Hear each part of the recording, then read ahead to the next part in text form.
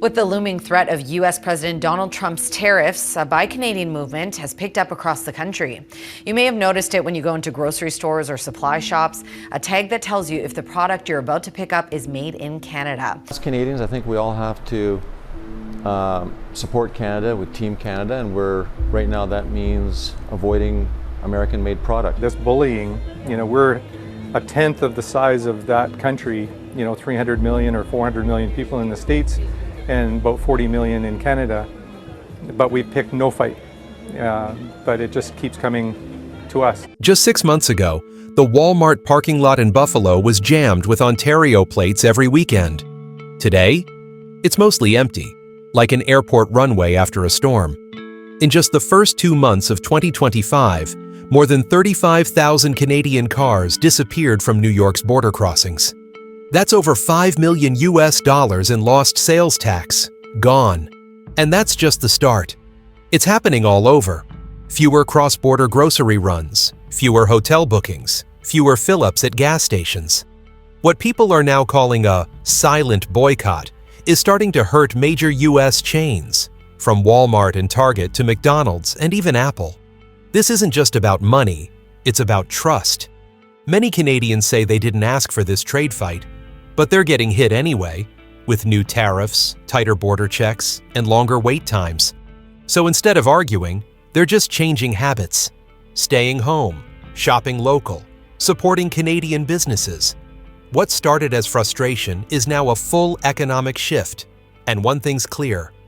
Every Ontario plate that skips a weekend in Buffalo means fewer dollars for U.S. stores, and less funding for roads, police, and public services in American border towns.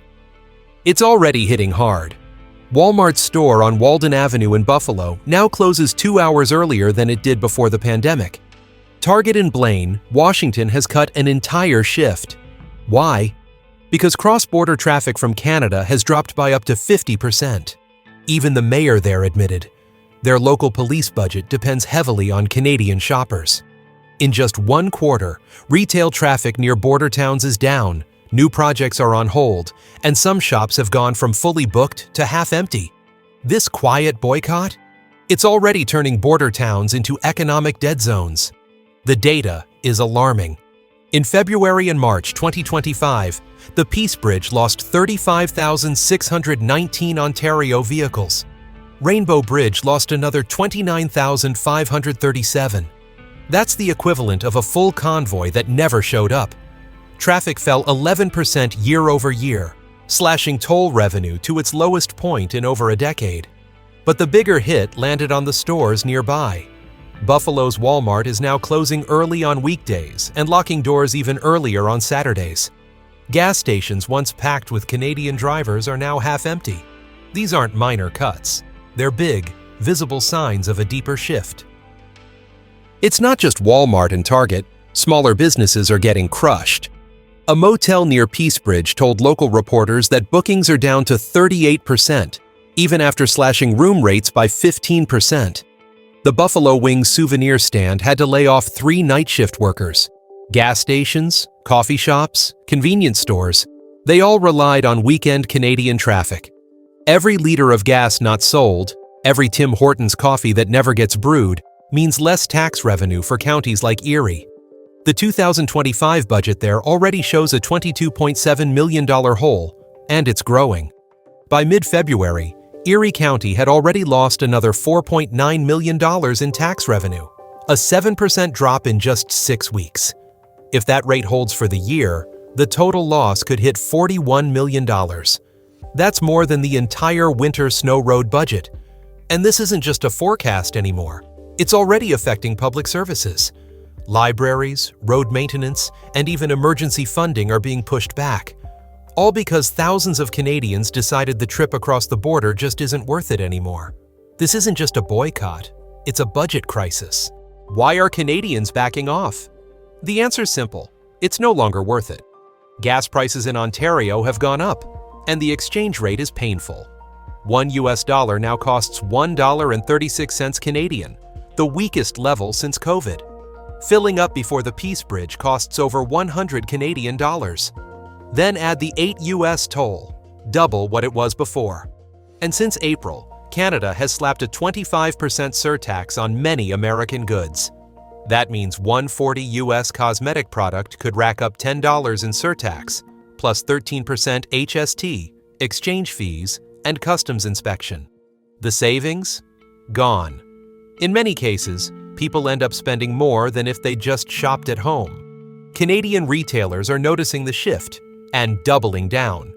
Walmart Canada recently launched price cuts on hundreds of items, claiming families can now save over $450 Canadian dollars per year. Loblaws, Metro, and other chains are freezing prices too. Canadian supermarkets are turning into discount zones right next door. And it's working. Surveys now show 71% of Canadians say they're cutting back on U.S. food purchases this year. About a quarter say the change will be permanent, a move that could pull 15 to 20 billion Canadian dollars away from American stores. And it's no longer just about price, it's about pride. A Made in Canada label is now a statement. This isn't just about dollars anymore, it's emotional. What used to be a fun weekend trip to Buffalo now feels like a hassle. Tariffs, customs checks, unpredictable costs, it's turned into a headache. Many families say they feel safer and more in control shopping at home. And while there's no chanting or protests, the result is louder than any rally. Just look around. Walmart dimming its lights, Target cutting staff, and border motels stuck with vacancy signs year-round. It's not about cheap in the U.S. anymore. It's about trust, convenience, and pride. The numbers tell the story. In just 2 months, Peace Bridge and Rainbow Bridge lost over 35,000 Ontario vehicles. Erie County's retail tax revenue fell 7%, costing nearly $5 million in just 6 weeks. Placer.ai reports that foot traffic at the top 100 U.S. retail chains is down 4.7%, with New York and Washington hit even harder. A leaked Walmart memo shows 3 key border stores are now on a closure watch list after Q1 sales fell over 20%. If the trend continues, Barclays estimates Walmart and Target could lose over $1.6 billion US at 28 border locations by the end of 2025.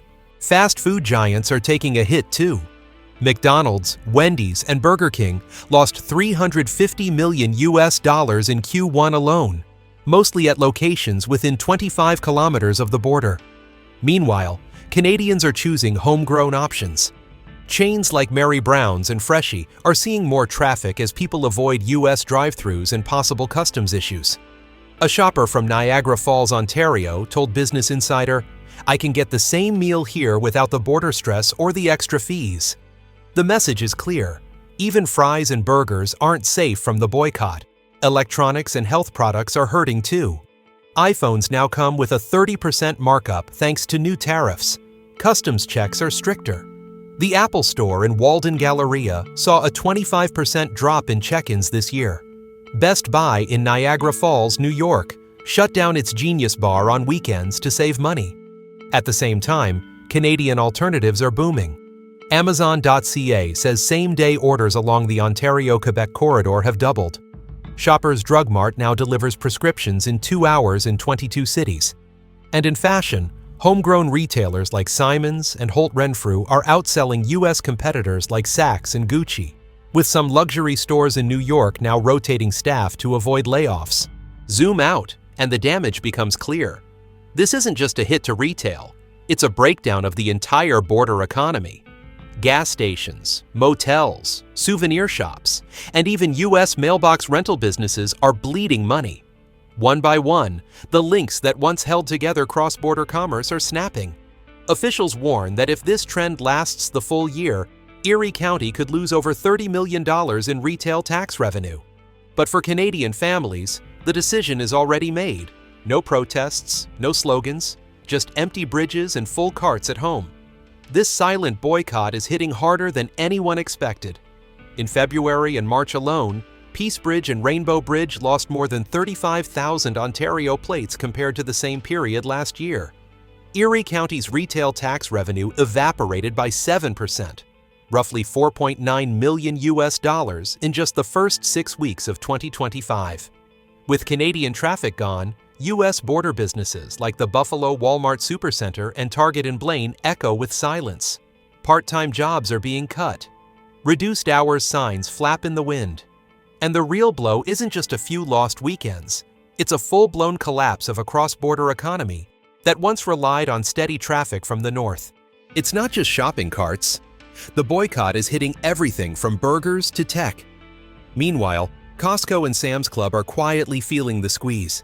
SEC swipe data shows Canadian membership renewals at 5 key border warehouses are down 11.8% year-over-year, pushing local revenues to their lowest point since the pandemic. Beyond big brands, the silent boycott is pulling the rug out from under the entire border service economy. A single weekend used to bring in thousands of dollars in Canadian spending. Now those dollars stay home. Local officials say it's a chain reaction. Fewer cars, fewer customers, fewer jobs. Without a change in sentiment or policy, they warn. This isn't just a dip, it's a structural collapse. One that could permanently reshape how border towns survive. This is no longer about prices, or fuel, or the loonie. It's about something deeper. Trust lost and convenience broken. Once that flips, no discount is enough. A whole generation of Canadian cross-border shoppers is now finding they save more, feel safer, and feel prouder shopping on Canadian soil. And as long as Washington sticks with tariffs, custom checks, and political threats, the boycott will continue, silently but powerfully. What comes next? Could autos, U.S. hospitals, or even American colleges be the next domino to fall?